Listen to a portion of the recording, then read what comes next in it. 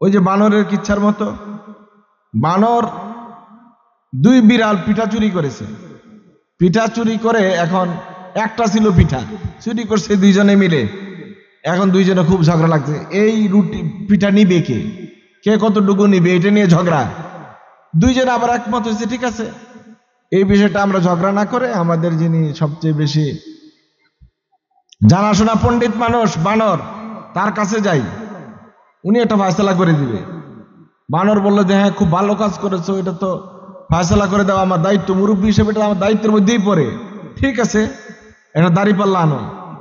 দাড়িপাল্লা আনার পরে রুটিটাকে পিঠাটাকে এমন ভাগে ভাগ করছে, একদিকে একটু বেশি একদিকে একটু কম, এরকম করে ছিঁড়তেই কিন্তু দুই টুকরা করতেই বুদ্ধি করে একটা বড় একটা ছোট করে ভাগ করছে। ভাগ করার পরে পাল্লার মধ্যে দুই পাল্লার মধ্যে দুইটা দিচ্ছে। বলেন তো কোনটা বাড়ি থাকবে? বড়টা বাড়ি। বড়টা যখন বাড়ি তখন বলতেছে এই যে দেখো তোমাদের সামনে তো মাপলাম, মাপটা তো ঠিক হলো না, একটা বেশি একটা কম, তো ঠিক আছে দেখি এটা সমান করা যায় কিনা, সমান করা যায় কিনা এটা নিয়ে ওই রুটিটার এমন মানে কামড় দিছে যাতে করে এটা আবার ছোট হয়ে যায় আর একটা যেন বড় হয়ে যায়। এরকম করে একটা কামড় দেয় তো এটা থেকে একটু খায়, ওটা থেকে একটা কামড় দেয়, এটা একটু বড় হয়, ওটা একটু ছোট হয়, এটা একটু বড় হয়, এটা একটু ছোট হয়, এক পর্যায়ে খাইতে খাইতে এক পাল্লা খালি হয়ে গেছে, তার কিছু নেই। এখন বলতেছে যে দেখো এতক্ষণ পর্যন্ত যে মাপামাপিটা করলাম এটারও তো একটা কোনো উজরত, এটা তো একটা প্রতিদান আছে নাকি? এই আধা ঘন্টা লাগে মাপলাম, একটা ছোট হয় একটা বড় হয়, একটা ছোট হয় একটা বড় হয়, মিলাইতে পারি নাই, মেহনত তো আমি করছি, তো মেহনত হিসেবে আমার কিছু তো দিবা তোমরা, এই যেটা আছে এটা হলো আমার মেহনতের জন্য, এটা আমার নেওয়া লাগে। সামাজিক বিষয়গুলো যে সমস্ত যে সূরাতে বেশি আলোচিত হয়েছে ওখান থেকে 10 নম্বর আয়াত তেলাওয়াত করেছি। এটি 9 নম্বর আয়াতের ফিনিশিং, যেটা আল্লাহ সুবহানাহু ওয়া তাআলা সূরাতুল হুজরাতে 9 নম্বর আয়াতে উল্লেখ করেছেন, এটার সমাপনী হচ্ছে 10 নম্বর আয়াত। সূরাতুল হুজরাত, এই সূরাতে আল্লাহ সুবহানাহু ওয়া তাআলা মুসলমানদের সামাজিক আচরণ কেমন হওয়া উচিত এই বিষয়টি উপস্থাপন করেছেন। আল্লাহ সুবহানাহু ওয়া তাআলা ইরশাদ করেন, 9 নম্বর আয়াত থেকে আমরা শুরু করি তাহলে বুঝতে সহজ হবে। وَإِن طَائِفَتَانِ مِنَ الْمُؤْمِنِينَ اقْتَتَلُوا فَأَصْلِحُوا بَيْنَهُمَا, মুসলমানরা দুই দলে যদি মারামারি করে, তাহলে হত্যা করে হানাহানি করে, আল্লাহ সুবহানাহু ওয়া তাআলা বলছেন ফাসলিহু বাইনাহুমা, দুইজনের মাঝে সুলহ করে দাও, সমাধা করে দাও, ভ্রাতৃত্বের বন্ধন তৈরি করে দাও।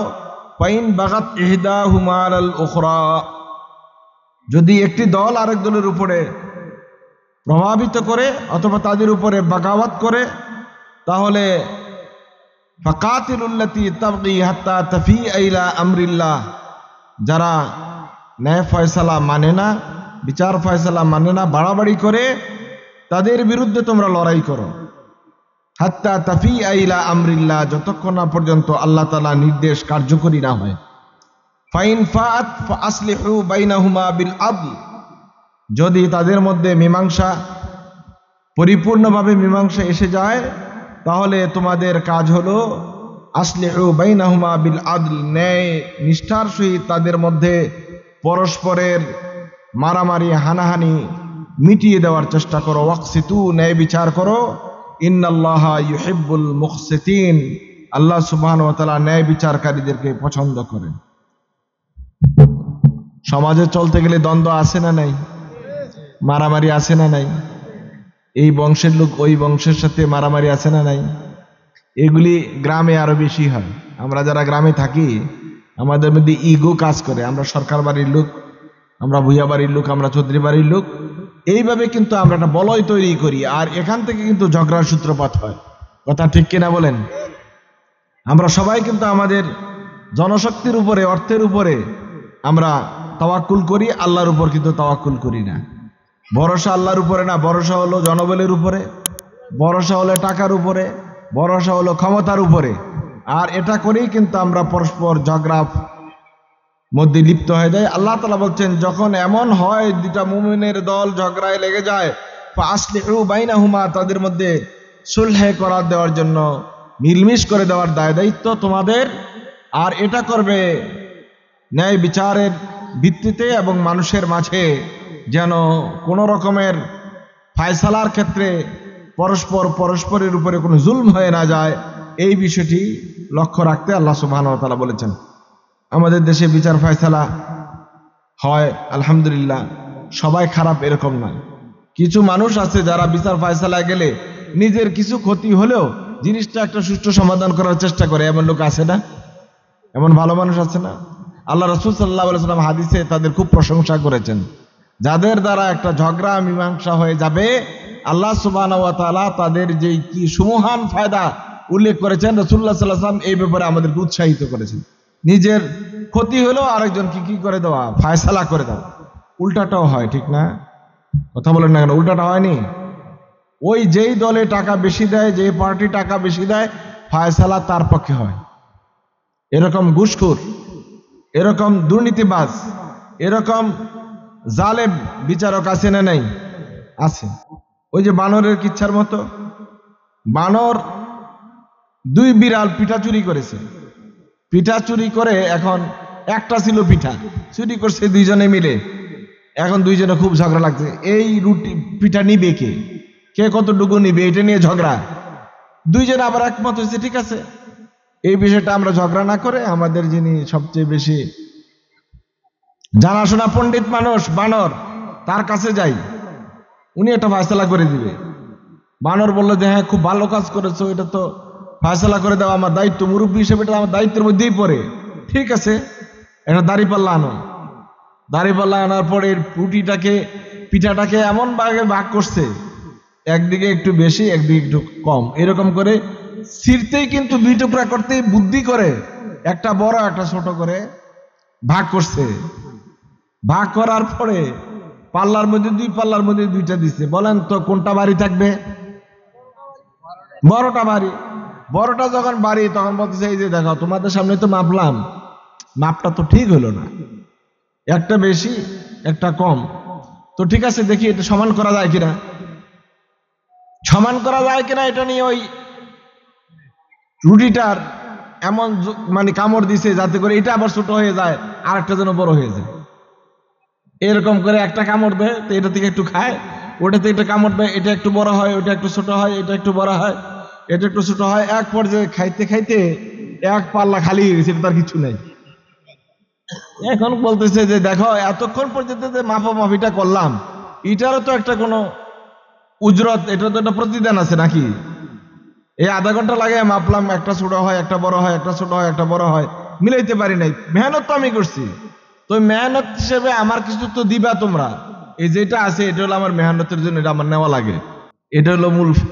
না হলে তোমরাই কও যে আমি যে এতক্ষণ বিচার করলাম, এটার জন্য আমার কিছু তোমরা দিবা না? কষ্ট করছি তো, তো যেটা বাকি আছে এটা আমার, শেষে যেটা বাকি ছিল এটাও এই বুদ্ধি করে খেয়ে ফেলছি। তাহলে এইরকম যদি পিঠা বাগের মাসালার মতো হয়, কাহিনীর মতো হয়, তাহলে কারো দ্বারা ন্যায় বিচার পাওয়ার কোনো সম্ভাবনা আছে? অনেক লোক এমন আছে বিচার ফায়সালায় বসে এমন সব চক্রান্ত করেন, প্রথমবারে বোঝা যায় যে মাজলুম, সে মনে হয় বিচারটা পাইয়েই যাবে, এরকম ভাবে কথাগুলো উপস্থাপন হয়, কিন্তু টার্গেট ভিন্ন। এটা উপস্থাপন করে মাজলুমকে আরো মাজলুম করে, যে জালেম তাকে জিতেই দেওয়া হয়। কথা ঠিক কিনা বলেন? গ্রামের যে রাজনীতি, এই রাজনীতি ক্লিনটনও বুঝে না, এই রাজনীতি আমেরিকার যে শাসক তারাও বুঝে না, এটা ব্রিটিশ শাসকরাও বুঝে না। এটা খুবই চিকন কাজ। আল্লাহ সুবহানাহু ওয়া তাআলা এই জন্য আপনাদেরকে সতর্ক করেছেন, ইন্নামাল মুমিনুনা ইখওয়াতুন ফাসলিহু বাইনা আখওয়াইকুম। মুমিনরা পরস্পর ভাই ভাই, সুতরাং ভাইদের মাঝে তোমরা মিলমিশ করে দাও, ইসলাহ করে দাও। ওয়াত্তাকুল্লাহ লাআল্লাকুম তুরহামুন। আর এই বিচার ফায়সালার ক্ষেত্রে ভয় করবে একমাত্র আল্লাহকে। আল্লাহ তাআলা এই বিচার ফায়সালার কারণে তোমাদের প্রতি অনুগ্রহ করবেন, তোমরা অনুগ্রহ প্রাপ্ত হবে। সুতরাং আমরা ছোটখাটো বিচারক, নিজের বিবেকের তাড়নায় যে বিচার আমাদের সামনে উপস্থাপিত হয়, এক্ষেত্রে যেন আমরা কোনো মানুষের উপর জুলুম না করি। সম্মানিত ভাইয়েরা, আর জুলমাতুন ইয়াউমাল কিয়ামা, জুলুম করবেন, এই জুলুমটা কিয়ামতের মাঠে অন্ধকার হিসাবে আপনার সামনে উপস্থাপিত হবে। ছোট্ট ছোট্ট জুলুমও আল্লাহ তাআলা ছাড় দেয় না। একজন মানুষের সামান্য হক নষ্ট করেছেন, এটা আল্লাহ তাআলা ছাড় দেয় না, হয়তো আপনি টের করেন না আর কি। এক সময় আল্লাহ এই প্রতিশোধটা নিয়ে নেন। আপনাদেরকে একটা জীবনের ঘটনা বলি, বাস্তব ঘটনা বলি। আমার বাসা এক সময় কুমিল্লা মিয়ার বাজারে ছিল। তো আমি ওখান থেকে একটা ছোট বাস আছে, যমুনা বাস, এই বাসটাতে উঠছি। এসে আমি বিশ্ব রোড নামবো, নেমে বোগদাদি উঠে আমি হাজীগঞ্জ যাব। তখন হাজীগঞ্জ চাকরি করি। তো এই বাসটাতে সকালবেলার বাস, পুরা বাসটাই মানুষ সিট হয়ে গেছে, একটা শুধু সিট খালি। এই সিটটা জানলার পাশে, কিন্তু একটা লোক এখানে বসা, দুইটা সিট তো, একজন বসা আছে, খুব দূর দূরস্থ মানুষ, প্যান্ট শার্ট পরা, খুব মানে সাহেব সাহেব ভাব। উনি ওই সিটটাতে জানলার পাশে না বসে উনি এই যে রোডের পাশে, যেটা মধ্যখানে খালি জায়গা, এটার পাশে এটাতে বসতেন।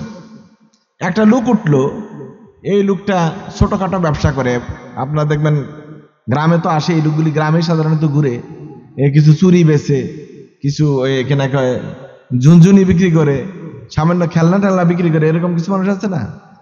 এইগুলো আবার একটা বাঁশের মধ্যে আটকাইয়া তারপরে একটা মানে ইয়ার মধ্যে রাইখে আসে, এটা ফিটিং করে এই ঘুরে, এটা তার হাতে।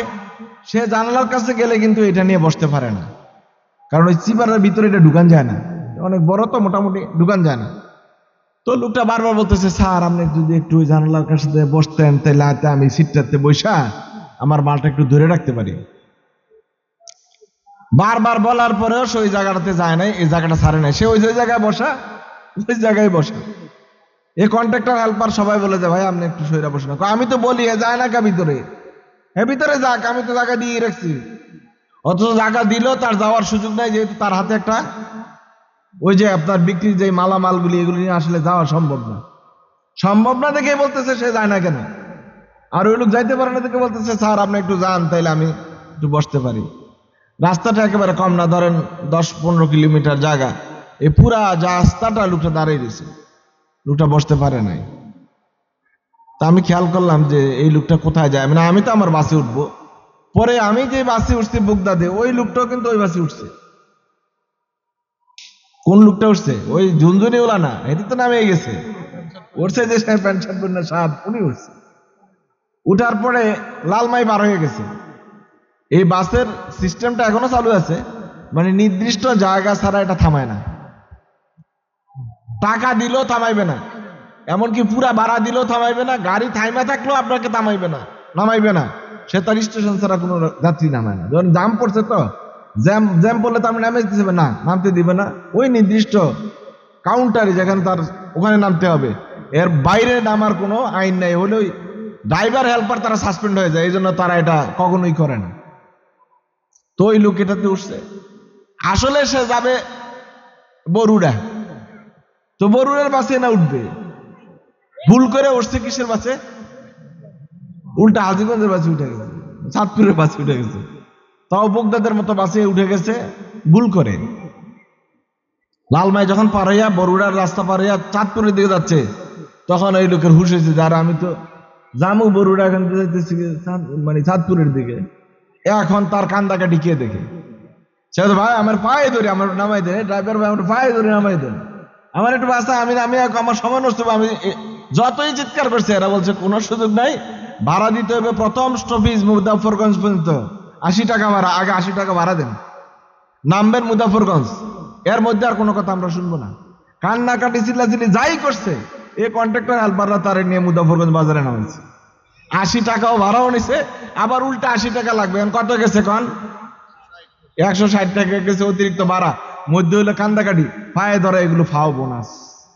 এই সামান্য একটু জুলুম করছে, আমি হিসাব করছি যে একটু জুলুমের বিচার আল্লাহ তাআলা আধা ঘন্টার মধ্যে তাই প্রতিশোধটা নিয়ে নিছে। কথা ঠিক কিনা বলেন? সুতরাং চালাকি করা, বুদ্ধি করা, আরেকজনকে ঠকানো, জুলুম করা, অত্যাচার করা, হ্যাঁ আপনি করতে পারবেন, কিন্তু একজন আহকামুল হাকিম আছে কিনা, একজন রব আছেন কিনা, ঠিক টাইম মতো কিন্তু প্রতিশোধটা নিয়ে নেবে, একটু চিন্তা করতে পারবেন না। কত মানুষের উপর জুলুম করছে যারা, ওই হয়তো এভাবে সেভাবে অনেক টাকার মালিক হয়ে গেছে, মরণের আগে বিছানার মধ্যে কাতরাইয়া বছরের পর বছর ঘুরে মরছে। এরকম লোক দেখেন নাই? আপনাদের চোখের সামনে এরকম লোক যায় নাই? সুতরাং ফাসলিহু বাইনা আখওয়াইকুম, মানুষদের মধ্যে যত পারেন মিশিয়ে দিবেন, মিলাইয়া দিবেন, মহাব্বত তৈরি করিয়া দিবেন। আল্লাহ বলছেন তোমরা পরস্পর ইমানদাররা ভাই ভাই। সকল নবীরা ইখওয়াতু আল্লাতিন, আল্লাহ রাসূল বলছেন নবীরা সবাই ভাই ভাই, আর সব ইমানদাররাও ভাই ভাই। কারণ দ্বীনের যে মহাব্বত, ভালোবাসা, ঈমান ইসলামের যে উখুয়াত, যে ভ্রাতৃত্ব, এটা আপনার আপন ভাই, বংশের ভাইয়ের চেয়েও অনেক অনেক বেশি। কথা ঠিক কিনা বলেন? আল্লাহ রাসূল সাল্লাল্লাহু আলাইহি ওয়াসাল্লাম যখন মক্কা থেকে মদিনায় হিজরত করে মুহাজির সাহাবারা মদিনায় গেলেন, তখন রাসূল সাল্লাল্লাহু আলাইহি ওয়াসাল্লাম পরস্পরকে ভাই বানিয়ে দিলেন। কেমন ভাই বানিয়ে দিয়েছেন দেখেন।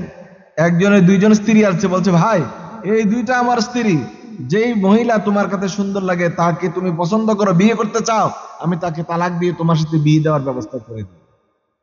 আমার এই ঘর দুইটা আছে, যে ঘরটা তোমার পছন্দ এই ঘরটা তোমাকে দিয়ে দিব। আমার এই ব্যবসার গদি আছে, এই ব্যবসার গদি সমান সমান করে ভাগ করে তোমাকে দিয়ে দিব। এইরকম আনসার এবং মুহাজিরদের ভ্রাতৃত্ব তৈরি হয়েছে কি বংশের কারণে না ধর্মের কারণে? কথা বলেন না কেন? কারোর কারণে? ঈমান এবং ইসলামের কারণে।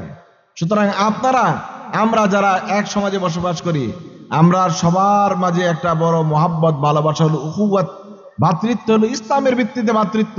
সুতরাং কোন ভাই মুসলমান হবে, আমার দিনদার লোক হবে, ইমানদার ভাই হবে, তার জন্য যতটুকু ছাড় দেওয়া যায় অতটুকুই ছাড় দিতে হবে। কথা ঠিক কিনা বলুন? আসতে করলেন যে জি, মানে দিতেন না স্যার, এই তো ছাড় দেওয়া লাগবে কি লাগবে না? আল্লাহ রাসূল কি বলছেন? লা ইউমিনু আহাদুকুম হাত্তা ইউহিব্বা লিআখিহি মা ইউহিব্বু লিনাফসিহি। এই হাদিস তো পড়ায় নুরানি মাদ্রাসায় নাকি? হাদিস বুখারী মুসলিমের হাদিস। লা ইউমিনু আহাদুকুম, তোমাদের কেউ ইমানদার হবে না, হাত্তা ইউহিব্বা লিআখিহি মা ইউহিব্বু লিনাফসিহি, যতক্ষণ না পর্যন্ত তোমার ভাইয়ের জন্য যা ভালোবাসো, নিজের জন্য যা ভালোবাসো, তোমার ভাইয়ের জন্য তা ভালোবাসা না পর্যন্ত তুমি প্রকৃত ইমানদার হতে পারবে না। এটা হলো কোন ভাইয়ের কথা বলছে? দ্বীনি ভাইয়ের কথা বলছে। আসলে আমরা তো আমাদের নিজের আপন ভাইদের ব্যাপারে কি কাজটা করতে পারি? কথা বলেন না কেন? পারি? আমি নিজের জন্য যেটা পছন্দ করি, আমার ভাইয়ের জন্য কিটা পছন্দ করি? আপন ভাই পছন্দ করি। বরং যেই ভাইটা সংসারে সবচেয়ে বেশি পরিশ্রম করছে, সবার জন্য পরিশ্রম করছে, তাকে কি আমরা কোনো ছাড় দেই? কথা বলেন না কেন? কোনো ছাড় দেই? ছাড় দেই না। এটা হলো মানুষের চরিত্র, অভ্যাস। আল্লাহ রাসূল বললেন তোমরা ততক্ষণ পর্যন্ত পরিপূর্ণ ইমানদার হবে না যতক্ষণ না পর্যন্ত তোমার আরেক ভাইয়ের ব্যাপারে নিজের জন্য যা ভালোবাসো অতটুকু তার জন্য ভালোবাসতে হবে, তার জন্য পছন্দ করতে হবে। রাস্তার ধারে একটা জমিন আছে, মার্কেটের পাশে একটা জমিন আছে, অথবা বাজারে একটা ভিট আছে, 5 ভাই হইলে কে নিতে চাইবে এটা বলেন তো? সবাই নিতে চাইবে না। সবাই তো কবে যে বাজারের ভিট যেটা এটা আমার, বাজারের পাশে জমি যেটা এটা আমার, রাস্তার পাশে জমি যেটা এটা আমার, মানে এটা আমার হোক আমি চাই। তাহলে তো এটা আগে বলার দরকার ছিল যে এইটা যেহেতু খুব মূল্যবান জমি, এই মূল্যবান জমির হত সমবন্টন হোক, অথবা আমার অমুক ভাইটা একটু দুর্বল আছে তাকে এটা আমরা দিয়ে দিই। কথা ঠিক কিনা বলেন? যেহেতু জমিটা আমার জন্য পছন্দ করছি, এটা আমার ভাইয়ের জন্য পছন্দ করার কথা ছিল আগে। এই ঘটনা কোনোদিন ঘটছেনি? কথা কয় না। এই ঘটনা কোনোদিন ঘটছে? আর ঘটার কোনো সম্ভাবনা আছে? ভবিষ্যতে এটা কোনো সম্ভাবনা নেই। বরং যা ভালো আছে সব আমারে দাও, সব যা ভালো আছে সব আমাকে দাও। ভাইরা ভাববেন সব সময়, অন্তত অতিরিক্ত না দেন, ন্যায় বিচার থেকে যেন কেউ বঞ্চিত না হয়। কথা ঠিক কিনা বলেন? আল্লাহ সুবহানাহু ওয়া তাআলা আমাদেরকে ইয়ামুরু বিল আদলি ওয়াল ইহসান, ন্যায় বিচার কায়েম করার জন্য আল্লাহ সুবহানাহু ওয়া তাআলা আমাদেরকে উৎসাহিত করেছেন, নির্দেশ দিয়েছেন। এটাকে আমাদের ধরে রাখতে হবে। সমাজ এবং রাষ্ট্রের বিনির্মাণে এর বিকল্প কিছু নেই। আল্লাহ সুবহানাহু ওয়া তাআলা ইরশাদ করেন, ইয়া আইয়ুহাল্লাযীনা আমানু লা ইয়াসখার কওমুম মিন কওমিন আসা আন ইয়াকুনু খায়রাম মিনহুম ওয়ালা নিসাউম মিন নিসাইন আসা আন ইয়াকুননা খায়রাম মিনহুন ওয়ালা তালমিজু আনফুসাকুম ওয়ালা তানাবাজু বিল আলকাব বিসাল ইসমুল ফুসুক বাদাল ঈমান ওয়া মান লাম ইয়াতুব ফাউলাইকা হুমুজ যালিমুন। ইরশাদ হচ্ছে, ওহে ঈমানদাররা, লা ইয়াসখার কওমুম মিন কওমিন, একে অপরকে তোমরা তিরস্কার ঠাট্টা করিও না, উপহাস করিও না। হতে পারে কোন নারী যাকে তোমরা, কোন পুরুষ যাকে তোমরা ঠাট্টা করো সে তোমাদের চেয়ে উত্তম, কোন মহিলা অন্য মহিলাকে ঠাট্টা তিরস্কার করে সে তার চেয়ে উত্তম। ওয়ালা তালমিজু আনফুসাকুম ওয়ালা তানাবাজু বিল আলকাব, এবং তোমরা একে অপরকে উপহাস করিও না, একে অপরের প্রতি দোষারোপ করিও না, একে অপরকে মন্দ নামে ডাকিও না। ওয়ালা তালমিজু ওয়ালা তানাবাজু বিল আলকাব বিসাল ইসমুল ফুসুক বাদাল ঈমান। এরকম আমরা অনেকে আছি, সমাজ একটা দুর্বল মানুষ, অসুস্থ মানুষ অথবা প্রতিবন্ধী মানুষ, এই মানুষকে নিয়ে ঠাট্টা করার লোক আছে না নাই?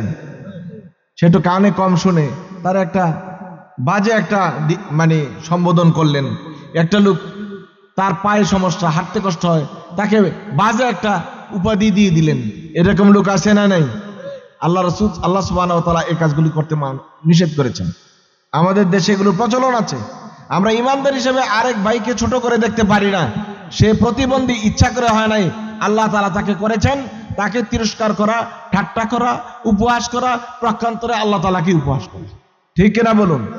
সুতরাং আপনাকে এই বিষয়গুলি খেয়াল করতে হবে। আল্লাহ বলেন, তুমি হয়তো একজনকে উপহাস করো, এই যাকে উপহাস করেছো সে হয়তো তোমার চেয়ে অনেক অনেক বেশি ভালো, হয়তো সে নারী অথবা পুরুষ।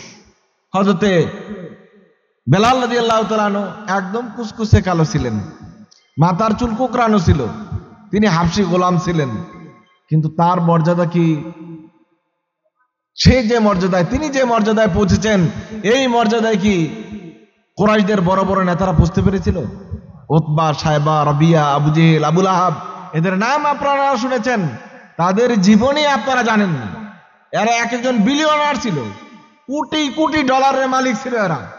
এদের বিত্ত বৈভব ছিল অসম্ভব, এদের বক্তৃতা ছিল অগ্নিঝরা, কিন্তু এই লোকগুলো কি আল্লাহ তাআলার কাছে ন্যূনতম কোনো মর্যাদা পেয়েছে? সুতরাং যারা দেখতে কুৎসিত, যাদের শারীরিক গঠনের সমস্যা, তাদেরকে নিয়ে তিরস্কার করা, উপহাস করা, তামাশা করার কোনো সুযোগ নাই। আল্লাহ সুবহানাহু ওয়া তাআলা নিষেধ করেছে। হযরতে বেলাল রাদিয়াল্লাহু তাআলা আনহু সম্পর্কে আল্লাহ রাসূল বলছেন, একদল সাহাবী এসে বলছেন, ইয়া রাসূলুল্লাহ, বেলালকে তো বলেন আপনি কি করে আজান দেওয়ার জন্য। বেলাল তো শুদ্ধ করে আশহাদু শিন উচ্চারণ করতে পারে না। তিনি যখন আজান বলে দেন তখন শিনটা তীরের মতো শোনা যায়, আশহাদু আল্লা ইলাহা ইল্লাল্লাহ। আল্লাহ রাসূল বললেন, বেলালের শিনটাই আল্লাহ তাআলার কাছে শিন। সুবহানাল্লাহ বলবেন না? তোমরা কি মনে করেছো কালো গোলাম, তার কোনো মূল্য নাই, সে যত শিনে উচ্চারণ করো আল্লাহ তাআলার কাছে এটা মর্যাদা শিনের মতোই। সুবহানাল্লাহ বলবেন না? আল্লাহ রাসূল সাল্লাল্লাহু আলাইহি ওয়াসাল্লাম বলেন, মেরাজের রাত্রিতে গেলাম, দেখলাম আমার সামনে সামনে কে যেন হাঁটে, দেখি না, লোক দেখি না, কে যেন হাঁটছে, জুতার আওয়াজ। তো আল্লাহ রাসূল হযরত জিবরিলকে জিজ্ঞেস করলেন, মেরাজে আমি আর আপনি আসলাম, আমাদের সাথে তো কাউকে দেখতে পাচ্ছি না, সামনে কে যেন হাঁটে, তার জুতার আওয়াজ শুনতে পাচ্ছি। হযরত জিবরিল বললেন, এটা জানেন না, এটা হলো আপনার বেলাল, আপনার আগে হেঁটে চলে যাচ্ছে। সুবহানাল্লাহ, জোরে বলবেন না সুবহানাল্লাহ? রাসূল জিজ্ঞেস করলেন মেরাজ থেকে এসে, বেলাল এমন কোন আমল যে আমলের কারণে সাবাক্তানি, আমার আগে জান্নাতে তুমি চলে গেলে, এটা কোন আমল? বললেন যে ইয়া রাসূলুল্লাহ, আমি তেমন বড় কোন আমল করি না, আমি যখনই কোনো উযু করি তখন তাহিয়াতুল উযু 2 রাকাত আদায় করি, যখনই আমি মসজিদে প্রবেশ করি দুখুলুল মসজিদ আমি 2 রাকাত আদায় করি, এর চেয়ে অতিরিক্ত আমার আর কোনো আমল নেই। সুবহানাল্লাহ বলবেন না? আপনার মুক্তির রাস্তা হলো 2টা, এক হলো ঈমান আর হলো আমলে সালেহ। ঈমান পরিপূর্ণ মাত্রায় আনা আর নেক কাজ করা, এই 2টা ছাড়া মুক্তির কোনো রাস্তা নাই। এক হলো ঈমান, ঈমানটা বলে পরিপূর্ণ, আধা আধা ঈমানের কোনো দাম আল্লাহ তাআলার কাছে নাই। আধা ঈমান হলো মুনাফিকিতা, আর ঈমান আনবেন পরিপূর্ণভাবে, ঈমান বিল্লাহ, ঈমান বির রাসূল, ঈমান বিল কিতাব, ঈমান বিল মালাইকা, ঈমান বিল আখিরা। এই 5টা হলো ঈমানের ফান্ডামেন্টাল জিনিস, মৌলিক জিনিস। এই 5টা জিনিস 3টা জিনিসে নষ্ট করে দেয়। 1 শিরক, 2 কুফর, 3 নেফাক। এই তিনটা জিনিস থেকে যদি মুক্ত হতে না পারেন আপনার ঈমান কখনোই নিরাপদ নয়। এরপরে দেখবেন ঈমান আনার পরেও কিছু মানুষ মাজারে যায়, আছে না নাই? কথা কয় না, আছে না নাই? ঈমান আনার পর কিছু মানুষ ঢোল বাদ্য বাজায় মাজারে যায়, এরকম লোক আছে না নাই? ঈমান আনার পর কিছু মানুষ কবর পূজা করে, আছে না নাই? এদের কি ঈমান আছে? এরা শুধু বাহ্যিক খোলসে ঈমান, মূলত এরা ঈমানদার নয়। আল্লাহ সুবহানাহু ওয়া তাআলা বলেন, وَمِنَ النَّاسِ مَن يَقُولُ آمَنَّا بِاللَّهِ وَبِالْيَوْمِ الْآخِرِ وَمَا هُمْ بِمُؤْمِنِينَ يُخَادِعُونَ اللَّهَ وَالَّذِينَ آمَنُوا وَمَا يَخْدَعُونَ إِلَّا أَنفُسَهُمْ وَمَا يَشْعُرُونَ। কিছু মানুষ তোমরা এমন দেখতে পাবে, وَمِنَ النَّاسِ مَن يَقُولُ آمَنَّا, যারা মুখ দিয়ে বলে আমরা ঈমানদার, কিন্তু মূলত তারা ঈমানদার নয়। তারা মনে করে আল্লাহ তাআলাকে ঠকাচ্ছে, ঈমানদারদেরকে ঠকাচ্ছে। তারা খুবই চালাক, আল্লাহকেও ঠকায়, ঈমানদারদেরকেও ঠকায়। সুতরাং তারাই হলো খুব সফল কাম, মনে মনে নিজেরা প্রশান্তি বোধ করে। আল্লাহ বলেন ওমা হুম ইয়াশউরুন, তারা এটা জানে না, বুঝতে পারে না। ওহুম লা ইয়াশউরুন, তারা জানে না যে তারা ক্ষতিগ্রস্ত হচ্ছে নিজেই। এটার একটা প্র্যাকটিক্যাল উদাহরণ হলো, ধরেন আপনি কোন ছাত্র দেখবেন মায়ের কাছ থেকে বাড়ি থেকে বেরিয়ে গেছে, স্কুলে যাবে বলে ঘর থেকে বেরিয়ে আসছে, আমি স্কুলে যাচ্ছি, ব্যাগ ট্যাগ নিয়ে স্কুলের দিকে গেছি। রাস্তায় এসে দেখছে কিছু ছেলে খেলাধুলা করে, দুষ্টামি করে, হয়তো ফুটবল খেলে অথবা ক্রিকেট খেলে অথবা ক্যারাম খেলে। ব্যাগটা রাইখা ওই দুষ্টদের সাথে খেলায় মেতে গেছে, সারাদিন খেলাধুলা করছে। বিকেল বেলায় যে সময় স্কুল ছুটি হয় ঠিক এই সময় বাড়িতে গেছে। মা তো খুশি, আমার ছেলে কত পরিশ্রম করে আসছে, তাই না? তাড়াতাড়ি ভাতের ব্যবস্থা, খাবারের ব্যবস্থা, নাস্তার ব্যবস্থা করেছে। আর ছেলে মনে মনে হাসে, আজকে দুইজনকে ঠকাইছি। কয়জনকে? কথা বলেন না, কয়জনকে? এক হলে স্যাররে ঠকাইছে স্কুলে না গিয়া, আর মারেও ঠকাইছে, যেহেতু মার তো মনে করছে ছেলে স্কুল থেকে আসছে, মারেও ঠকাইছে আর স্যারকেও ঠকাইছে। আসলে কে ঠকছে বলেন তো? আল্লাহ বলছেন ওমা ইয়াশউরুন, নিজে যে ঠকছে এটা নিজেই বুঝতেই পারে না। ওই পোড়া কপাল মুনাফিক, তাই সে বুঝতেই পারে না সে নিজকে ঠকিয়েছে। সুতরাং ভাই, ঈমান সুরক্ষার জন্য কি লাগবে? আমলে সালেহ, নেক আমল লাগবে, এটার কোনো বিকল্প নাই। শুধু কালেমা লা ইলাহা ইল্লাল্লাহ পড়ে কেউ বেহেশতে যেতে পারবে না। যে মান কালা লা ইলাহা ইল্লাল্লাহ দাখালাল জান্নাহ, এই হাদিসের ব্যাখ্যা ভিন্ন, যেটা আপনারা শুনেছেন এটা না। হাসান বসরি রাহিমাহুল্লাহকে জিজ্ঞাসা করা হয়েছিল, হুজুর যার লা ইলাহা ইল্লাল্লাহ বললেই তো জান্নাতে যাওয়া যাবে, আল্লাহ রাসূল বলছেন মান কালা লা ইলাহা ইল্লাল্লাহ দাখালাল জান্নাহ, সুতরাং জান্নাতে যাওয়া তো একদম সহজ। এই সংগ্রামের সময় যে হিন্দুরা পর্যন্ত লা ইলাহা ইল্লাল্লাহ কইছে, এরা কি সব জান্নাতে যাবে? বলছে ভাই এধার আও, তো এধার আও, এদিকে আসছে, কালেমা বাতাও। কলেমা বলতে বলছে লা ইলাহা ইল্লা আনতা সুবহানাকা ইন্নী কুনতু মিনাজ জালিমিন। তেরা তো বুঝে গারি, ये तो कलेमा नहीं है, ये तो मुसीबत का दुआ है। কলেমা না বলতে বলছে মুসিবতের দোয়া না, লা ইলাহা ইল্লা আনতা সুবহানাকা, বিপদে বললেই না পড়ে। তো বেটা করছে মাই তো মুসিবত মে গরা হ্যাঁ, আমি তো মুসিবতের মধ্যে আছি, তো এই জন্যই তো লা ইলাহা ইল্লা আনতা সুবহানাকা ইন্নী কুনতু মিনাজ জালিমিন কইতেছি। কলেমা মুখস্থ করে নাই, ভয়ে আতঙ্কে লা ইলাহা ইল্লা আনতা সুবহানাকা ইন্নী কুনতু মিনাজ জালিমিন বলে ফেলছে। কত হিন্দু লা ইলাহা ইল্লাল্লাহ কলেমা মুখস্থ করছে বাঁচার জন্য, কথা ঠিক কিনা বলেন? এরা কি ঈমানদার? তো কালেমা লা ইলাহা ইল্লাল্লাহ কেউ পড়লেই জান্নাতে যাবে, এই কথা ঠিক না। এটা অর্থ আল্লাহ রাসূল এটা বুঝাতে চান নাই। হাসান বসরি রাহিমাহুল্লাহ বলছেন লিকুল্লি মিফতাহিন আসনানুন ওয়া আসনানুল কালেমাতে আল আমালুস সালিহা। প্রত্যেকটা চাবির মধ্যে দাঁত আছে না নাই? খাসকাটা আছে না?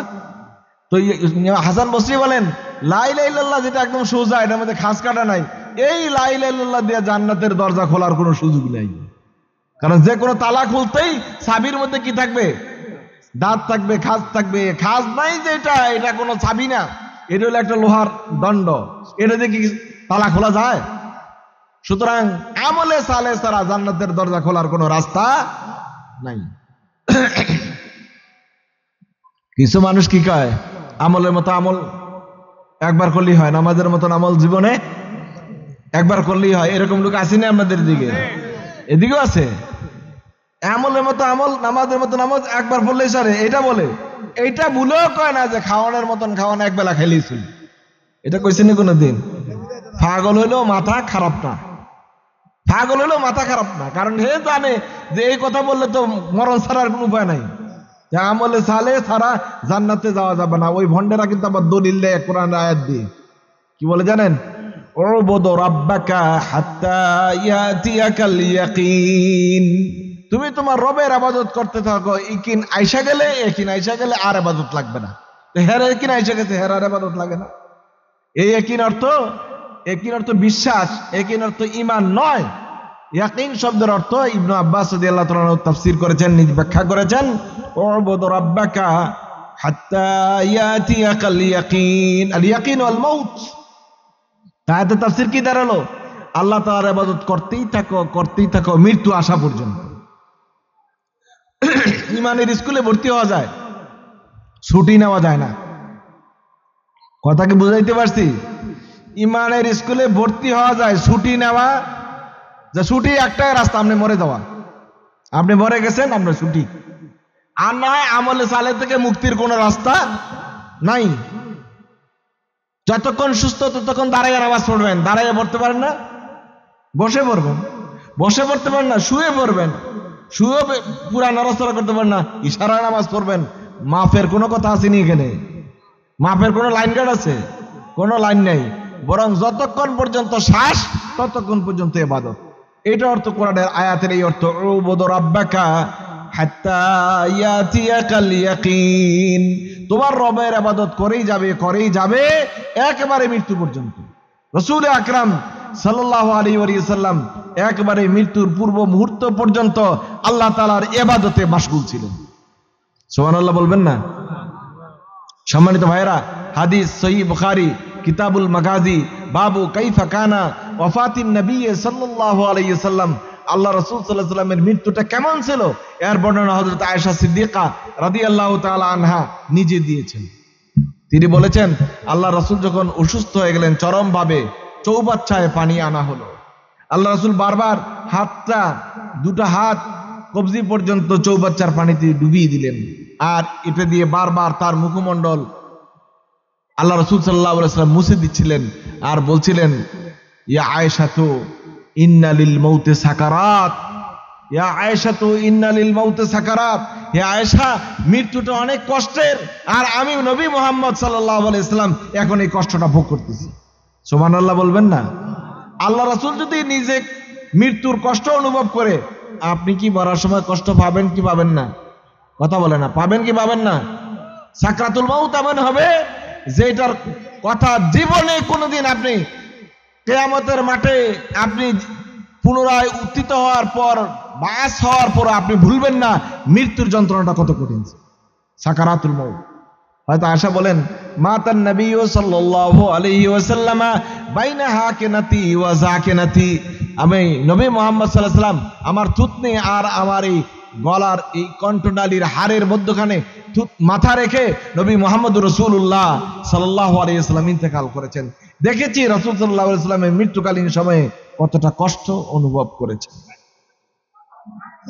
তানবিহুল গাফিলিনে ইমাম আবুল্লাহ সামারকান্দি রাহিমাহুল্লাহ একটি ঘটনা বর্ণনা করেছেন।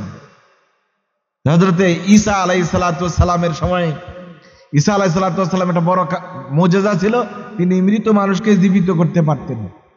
শুনছেন তো এটা নাকি শুনেন নাই? মৃত মানুষকে জীবিত করতে পারতেন। তো সব সময় তো কিছু দুষ্ট লোক থাকে নাকি? থাকে না? বাজে লোক, দুষ্ট লোক সব সমাজে, সব কালে, সব জায়গায় থাকে। একজন লোক বলা বলি শুরু করলো, আরে ঈসা মানুষের জীবিত করে, যেগুলো নতুন মারা যায় সেগুলো না জীবিত করে, পুরান মানুষ জীবিত করতে পারে কিনা এটা একটু টেস্ট করা দরকার। দেখছেন না কত নম্বর দুষ্ট, যে পুরান মানুষ পুরান কবরের কাছে নিয়ে যাবো, যদি পুরান কবরে মানুষ দিয়ে যাতা করতে পারে তাহলে বুঝবো যে হ্যাঁ মুজিজা ঠিক আছে। তো তারা নিয়ে গেল হযরত ঈসা আলাইহিস সালাতু ওয়াস সালামকে এমন এক কবরের কাছে, যে কবর দিছে 5000, 4500 থেকে 5000 বছর আগে মারা গেছে, এমন একটা কবর।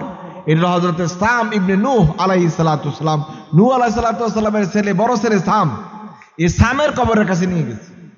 নূহ আলাইহিস সালামের কয় ছেলে ছিল? নূহ আলাইহিস সালামের কয় ছেলে?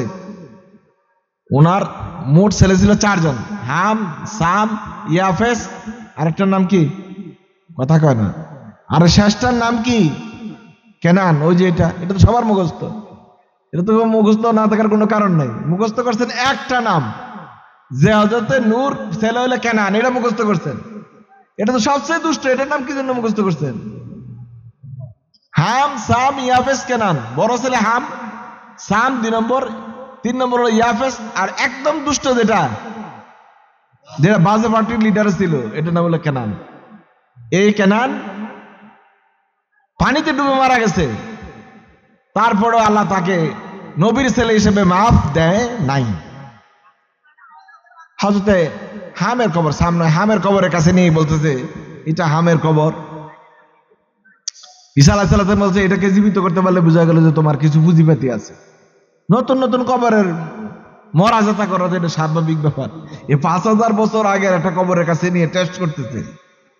হযরত ঈসা আলাইহিস সালাম ডাক দিলেন, কুম বিইজনিল্লাহ, আল্লাহর বান্দা আল্লাহর নামে দাঁড়িয়ে যাও। দেখেন নবীরা কিভাবে বলতো, আমরা কিভাবে বলি, আমরা সব কেরামতি আমার। আর ওনারা কি বলতেছেন, ঈসা আলাইহিস সালাম কি বলতেছে, আল্লাহর নামে দাঁড়াও। যখন বললেন আল্লাহর নামে দাঁড়াও, তখন হযরতে হাম ইবনে নূহ আলাইহিস সালাম কবর ফুঁড়ে একেবারে বেরিয়ে আসলেন, সালাম দিলেন, পরিচয় দিলেন, আমি হাম ইবনে নূহ, আমি নূহের ছেলে হাম। তখন লোকেরা জিজ্ঞেস করলো, আমরা যতটুকু ইতিহাসে পড়েছি জেনেছি আপনার এইরকম অবস্থা দেখে তো আমরা ভীত সন্ত্রস্ত। আপনার দেখা যায় অর্ধেক চুল কালো, অর্ধেক চুল সাদা, অর্ধেক দাড়ি সাদা, অর্ধেক দাড়ি কালো। এই অবস্থা কেন? আমরা যতদূর জেনেছি ইতিহাস থেকে বিভিন্ন লোকের মারফতে, সেটা হলো আপনার মৃত্যুকালীন সময়ে কোনো দাড়ি সাদা হয় নাই, কালো ছিল। এখন এগুলো সাদা কালা এরকম হয়ে গেল কিভাবে? হযরতে হাম ইবনে নূহ বললেন, যা দেখতেছো আমার এই অবস্থা, সাকারাতুল মউত, মৌতের কষ্টের কারণে আমার কালো চুলগুলো সাদা হয়ে গিয়েছে। এত বড় ছাপ আমাকে মৃত্যুর সময় দিয়েছে। সম্মানিত ভাইরা, সাকারাতুল মউতের অবস্থা খুবই খুবই খারাপ। আমরা এটার জন্য প্রস্তুত আছি তো? মৃত্যুর জন্য সবসময় দোয়া করবেন, আল্লাহ যেন মৃত্যুটাকে সহজ করে দেয়। কি করবেন? মৃত্যু যেন সহজ করে দেয়। মৃত্যুর পর যেন কবরটাকে আল্লাহ তাআলা সহজ করে দেয়, জান্নাতি পরিবেশ করে দেয়, এবং হাসরটা যেন আল্লাহ সুবহানাহু ওয়া তাআলা শুহাদা, সিদ্দিকিন, সালিহিনদের সাথে করেন। এই দোয়া কেউ করেননি, কেউ চাননি। একটা লোককে আমার জীবনে পাইছি, যে লোকটা এই 3টা দোয়া চাইছিল। বলছিল আমি গেছিলাম একটা কাজে, তখন বাংলাদেশের ওয়াকফ প্রশাসক একজন আছে, যতগুলো ওয়াকফ স্টেট আছে সরকারের, এটার একজন পরিচালক আছে ঢাকায়, ওয়াকফ প্রশাসক, ওয়াকফ অধিদপ্তরে। তিনি একজন যুগ্ম সচিব পদমর্যাদার মানুষ। তো আমাদের হাজীগঞ্জ বড় মসজিদের একটা কাজে ওনার কাছে গেলাম কথা বলার জন্যে। উনি এত সুন্দর করে কথা বললেন, খুব চাপদারিওয়ালা মানুষ, খুব আল্লাহওয়ালা মানুষ, নামাজি মানুষ। প্রথমে বললেন এই কথাটা, আমি আপনাদের কাছে দোয়া চাই। মসজিদে ইমাম সাহেব ছিলেন, খতিব ছিলেন, আল্লাহ তাআলা আমাকে ঈমানের সাথে মৃত্যু দান করেন। 1 নম্বর দোয়া চাইছি। 2 নম্বর দোয়া, আল্লাহ যেন কবরে আযাব থেকে আমাকে নাজাত দেন। 3 নম্বর দোয়া, আল্লাহ তাআলা যেন কিয়ামতের মাঠে সিদ্দিকিন, সালিহিন, শুহাদা, আম্বিয়াদের সাথে আমার হাসরটা করেন। সুবহানাল্লাহ বলবেন না? এই দোয়া আপনারা কেউ চাইছেন এই পর্যন্ত কোনো হুজুরের কাছে? আপনারা কি, হুজুর আমার ছেলেটা তো চাকরি হয় না, দোয়া করেন। হুজুর আমার ছেলেটা পরীক্ষা দিব, দোয়া করেন। হুজুর আমার মেয়েটা বিয়ে হয় না, দোয়া করেন। হুজুর মামলা ডিটেলস আমি যেন জিতি, দোয়া করেন। এছাড়া আর কোনো দোয়া চান? আখিরাতের জন্য দোয়া, আল্লাহ যেন আপনাকে ক্ষমা করে দেয়, এই জন্য আমরা কেউ দোয়া চাই না। আমাদের সব হচ্ছে দুনিয়ামুখী, কথা ঠিক কিনা বলেন? এরপরে এই দোয়া চাইয়া আপনি যে বিরক্ত, আরে 2 দিন 3 দিন দোয়া করছেন, এরপরে আপনার মেজাজ এত খারাপ, আল্লাহ তো আমার কোনো কথাই শুনে না। এত দোয়া করলাম, এত তাহাজ্জুদ পড়লাম, নফল রোজা রাখলাম, দোয়া করলাম, কোনো কথাই শুনলো না। আর যে সুদ খায়, ঘুষ খায়, চুরি করে, বাটপাড়ি করে ঘুষ খায়, এ বাড়ির পাশের উমুকের পুত উমুক, হ্যাঁ তো দেখি যে সকালে যা দনি, দুপুরে 3 গুণ, এরপর দিন 4 গুণ, হে দিনকে দিন তার দনি হইতেছে, স্বাস্থ্য ভালো হইতেছে, ছেলেরাও ভালো চাকরি পেতেছে। আর আমি, আমার ঘরের বড় গরু ডিও মারা গেল, জমিও কিছু বিক্রি করে দিলাম, নিজে অসুখের মধ্যে পড়লাম, আমার শুধু আল্লাহ ধরছে, এত ইবাদত করে লাভ কি? দোয়া করলে আল্লাহ শুনে না, এরকম অভিযোগ আছে না নাই? কথা শুন, কথা ঠিক কিনা বলেন? শুধু আল্লাহর প্রতি অভিযোগ, আল্লাহ এই আল্লাহর কাছে ইবাদত করে কোনো লাভ না, আল্লাহ কোনো কথা শুনে না। নাউজুবিল্লাহ বলবেন না? না বুঝার কারণে। মূলত আপনি দোয়া চেয়ে এক পর্যায়ে বিরক্ত হয়ে কি করছেন? যা, আমার দোয়া তার কোনো কাজে লাগে না, হুজুর দাওয়াত দাও। হুজুরে দাওয়াত দিয়ে আনছে, কষ্ট হলো, দাওয়াত দিয়ে আনছে, খাওয়াইছে, টাকাও হাদিয়া দিছে। হুজুর আমার জন্য দোয়া করেন, আমি খুব বিপদে আছি, এই সমস্যা, একটু দোয়া করে দিন। হুজুরও খুব আন্তরিকতার সহিত দোয়া করছে, কিন্তু দোয়া কবুল হয় নাই, কাজে লাগে না। যেটা টার্গেট হয়েছিল, টার্গেট কাজে লাগে, টার্গেট মিস। এখন কি বলতেছে জানেন? আজকাল হুজুরও 2 নম্বর। আগে হুজুররা দোয়া করলে ডাইরেক্ট অ্যাকশন হয়ে যেত, এখন হুজুরও 2 নম্বর, কোনো দোয়ায় কাজে লাগে না। এরকম লোক আছে না নাই? কিন্তু আপনি যে কত 2 নম্বর, এটা আপনি নিজেই চিন্তা করেন নাই। মূল দোষ কিসের মধ্যে? আমার নিজের মাঝে। আপনি এমন এমন দোয়া চেয়েছেন, যেই দোয়াগুলো চাওয়ার মতো ব্যবস্থাপনা সময় আপনার হয়েছে কিনা এটা কে বুঝেন? আল্লাহ তাআলা বুঝেন। আমি একটা উদাহরণ দিলে আপনারা সহজে বুঝবেন, কখনো আর আল্লাহর বিরুদ্ধে অভিযোগ করবেন না। একটা মানুষ যদি ক্লাস 1-এ পড়ে, তো তার প্রশ্নটা কোন ক্লাসের হয় বলেন তো? ডিগ্রি, মাস্টার্সের, কোন ক্লাসের? যে ক্লাসের ছাত্র ওই ক্লাসের প্রশ্ন, সোজা কথা। ওই যে আপনার বাড়ির পাশে যেই ঘুষখোর সুদখোর, সে হলো ইমানের যে ক্লাস, ইমানের ক্লাসে এলে সে ক্লাস 1-এর ছাত্র। আপনি দেখবেন শিশু শ্রেণীতে যে আমাদের ছাত্ররা পড়ে, ক্লাস 1-এ যেসব ছাত্ররা পড়ে, স্যারেরা কি করে জানেন? পরীক্ষার দিন ব্ল্যাকবোর্ডের মধ্যে নিজে প্রশ্ন লিখে দেয়, উত্তর লিখে দেয়। দেখছেন না আপনারা? এটা না দেখেন নাই? স্যারে প্রশ্ন লিখে দিছে, দেখছেন? এরকম কাজ দুনিয়ার এরকম কোন কারবার কোন পরীক্ষা হয়নি। প্রশ্ন লিখে দেয়, উত্তর লিখে দেয়, আবার কয় সায়েন্সে লেখ, ও যাতে ভুল না হয়। এই সায়েন্সে ও বড় সায়েন্সে লেখ, যখন ভুল না হয়। বলেনি কথা তো, পরীক্ষা লইছেন কিনতে নামনে, পরীক্ষা লোয়ানো তো দরকার ছিল না। অর্থাৎ যে পরীক্ষা দিচ্ছে তার অবস্থা এতই খারাপ, সে ছায়া ছায়া লেখার জন্য তার জীবন বেরিয়ে দিতেছে। কথা ঠিক কিনা বলেন? এখন যদি এই পরীক্ষা কোনো মাস্টার্স বা ডিগ্রি বা বিসিএস পরীক্ষার্থী যদি দেখে জানালা দিয়ে, আরে এইখানে না ভালো পরীক্ষা হয়, চমৎকার পরীক্ষা, আরে এখানে যদি উত্তর লেখে দেয়, প্রশ্ন লেখে দেয়, আমরা তো মাস্টার্স ভুলে না করছি, এখানে ভর্তি হলে না ভালো হইতো, এটা তো চমৎকার পরীক্ষা, এ পরীক্ষা দিলে না সুবিধা হইতো। আসলে এটা কি যৌক্তিক? এটা কি কোনো, যার ব্রেন আছে, মাথা আছে, মেধা আছে, সে কোনোদিন এটা চিন্তা করবে যে মাস্টার্সকে বাদ দিয়ে ক্লাস 1-এ ভর্তি হই, এখানে সুবিধা, এখানে স্যারে প্রশ্ন লেখা দেয়, উত্তর লেখা দেয়। এই হলো মূল ঘটনা। ওই আপনার বাড়ির পাশে যে লোকটা আছে, হে কোন দরজার ইমানদার কন? আবার কন্যা কনান শিশু শ্রেণীর ইমানদার, ক্লাস 1-এর ইমানদার, তো তাকে তো আল্লাহ নিজের হাতেই লেখা ঠিক করে দিতেছে। এটা নিয়ে খুশি হওয়ার কোনো কারণ নাই। আপনার মতো কোন বুদ্ধিমান মানুষ ওই রাস্তায় যাওয়ার কল্পনাও করতে পারেন না। যত উপরে আসবেন পরীক্ষা বাড়বে না কমবে? যখন আপনি মাস্টার্স ডিগ্রি পরীক্ষা দিতে আসবেন, স্যার এই প্রশ্নটা তো বুঝি না, একটু পড়ে বুঝিয়ে দেন, স্যার কি বলবে জানেননি? কি বলে স্যারেরা? স্যারেরা বলে প্রশ্ন বুঝাও একটা পরীক্ষা, শেষ। এতক্ষণ পর্যন্ত প্রশ্নের উত্তর পর্যন্ত লিখে দিল, আর এখন কোশ্চেন একটু পড়ে দেন শুধু, স্যার বুঝি না। হ্যাঁ কয় কি, শিক্ষকে কয় কি, প্রশ্ন বোঝাও পরীক্ষা। তার মানে হলো এখানে কিন্তু ধীরে ধীরে আপনাকে পরীক্ষা করে টাইট করে উপরের দিকে উঠানো হইতেছে। কথা ঠিক কিনা বলেন?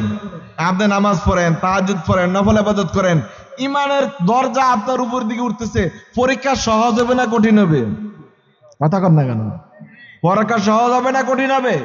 এই পরীক্ষায় যদি আপনি নিজকে ছোট মনে করেন, খাটো মনে করেন, আরে আল্লাহ তো মুখ তুলে তাকাইছে না, তাহলে এটাকে ঠিক? আল্লাহ সুবহানাহু ওয়া তাআলার কাছে চান, দোয়া করেন, আল্লাহ আমাকে এটা দিবেন, এটা দিবেন, এটা দিবেন।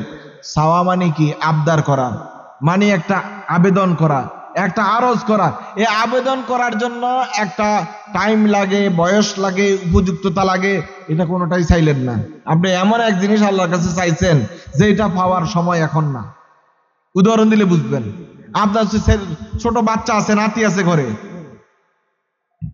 আপনার টেবিলে একটা ছুরি আছে ধারালো, সে শুধু এটা নিতে চায়, ধরতে চায়। ধরতে চায় মানে কি? সে দোয়া করতেছে। দোয়া মানে চাওয়া, আবেদন করছে, দাদা আমার এই ছুরিটা দেন, আব্বা আমার ছুরিটা দেন। বয়স 3-4 বছর, আপনি কি ছুরিটা দিবেন? কথা বলেন না কেন? দিবেন?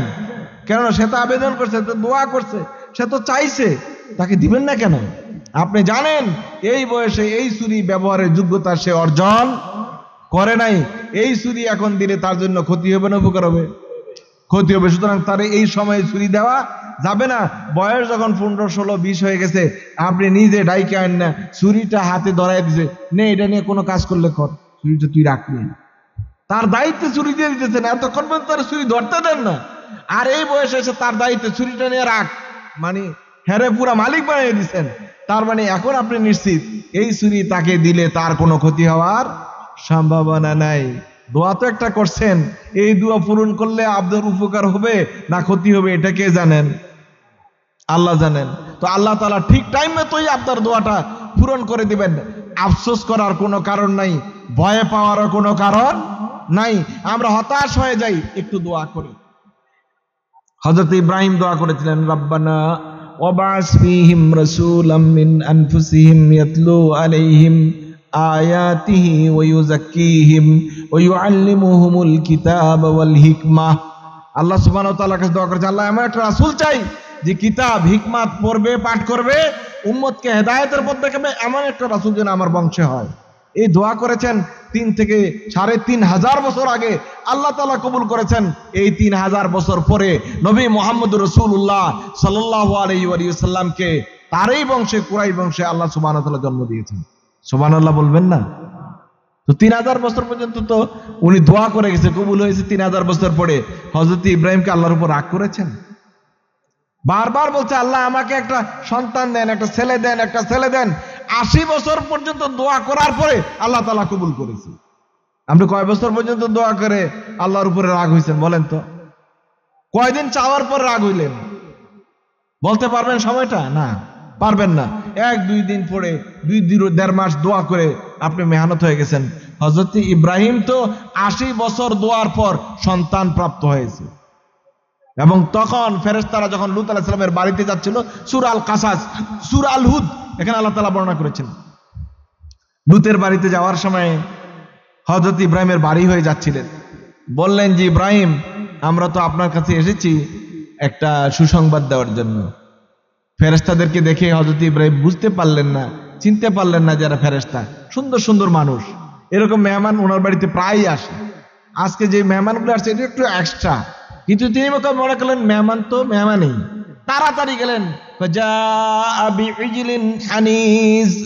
ভুনা করা আপনার গরুর গোশত নিয়ে তাদের সামনে ট্রেতে করে হাজির করলেন, খাবার দিলেন। কিন্তু ফাউজাসা খিফাতান, তারা যখন ওই গোশত আর ধরলো না, হযরত ইব্রাহিম ভয় পেয়ে গেলেন, কি রে এরকম মেহমান তো আমার বাড়িতে আসে না, উল্টা পাল্টা মেহমান, এত আদর আপ্যায়ন করতেছি, এরা তো কিছুই খাচ্ছে না। ফেরেশতারা হযরত ইব্রাহিমের চেহারার দিকে দেখে বুঝে গেছেন ইব্রাহিম আলাইহিস সালাতু ওয়াস সালাম একটু ভাবছেন বা দুশ্চিন্তা করছেন।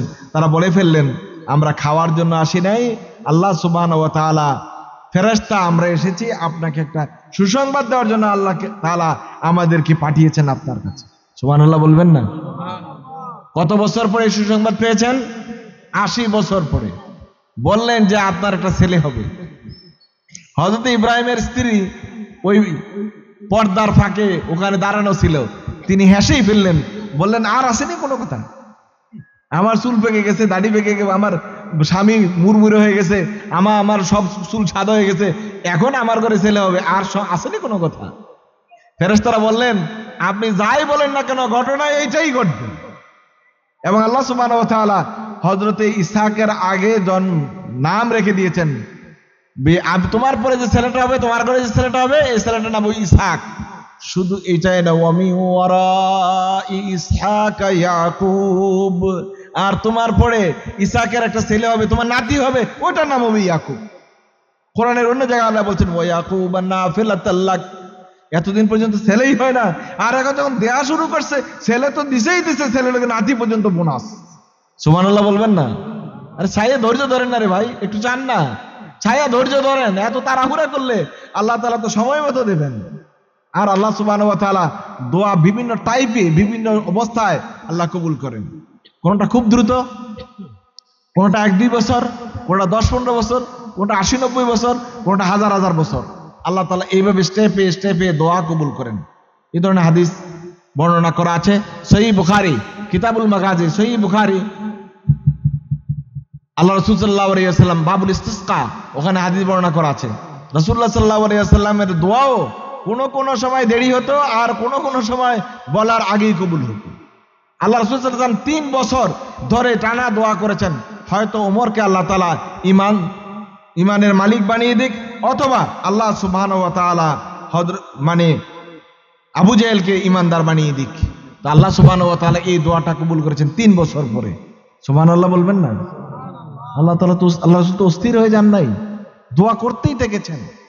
আবার রাসূল সাল্লাল্লাহু আলাইহি ওয়াসাল্লাম যখন কোনো দোয়া করতেন, এই দোয়া শেষ করার আগেই কবুল হয়ে যেত। এটা সহিহ বুখারীতে হাদিস। আল্লাহ রাসূল সাল্লাল্লাহু আলাইহি ওয়াসাল্লাম একদিন জুমার খুতবা দিচ্ছিলেন। একজন গ্রাম্য বেদুইন সাহাবী আসলেন, এসে বললেন, ইয়া রাসূলুল্লাহ কাদ আজদাবাতিল আরদ, ইয়া রাসূলুল্লাহ জমিন শুকিয়ে একদম খানখান হয়ে গেছে, বিরান হয়ে গেছে, আমাদের এই খেজুর গাছগুলো শুকিয়ে গেছে, আমাদের ছাগলগুলো উটগুলো না খেয়ে মারা যাচ্ছে। ফাদুল্লাহ লানা, আল্লাহ তাআলার কাছে দোয়া করেন আল্লাহ যেন আমাদেরকে একটু বৃষ্টি দেয়, তাহলে আমরা এই ঘাস জন্মাবে, ফসল হবে, আমরা বেঁচে যাব, আল্লাহ তাআলার কাছে একটু দোয়া করেন। তখন আল্লাহ রাসূল সাল্লাল্লাহু আলাইহি ওয়াসাল্লাম জুমাবার মসজিদের মিম্বরে দাঁড়িয়ে খুতবা দিচ্ছিলেন। লোকটি দরজায় এসে আল্লাহ রাসূলের কাছে দোয়া চাইলেন। আল্লাহ সুবহানাহু ওয়া তাআলা আল্লাহ রাসূল সাল্লাল্লাহু আলাইহি ওয়াসাল্লাম তাৎক্ষণিক হাত দুখানা আকাশের দিকে উত্তোলন করে দোয়া চাইলেন খুতবার মাঝেই। আল্লাহ রাসূল যখন কোনো গুরুত্বপূর্ণ দোয়া করতেন, তখন হাত একবারে উপরের দিকে এইভাবে উঠে দোয়া চাইতেন।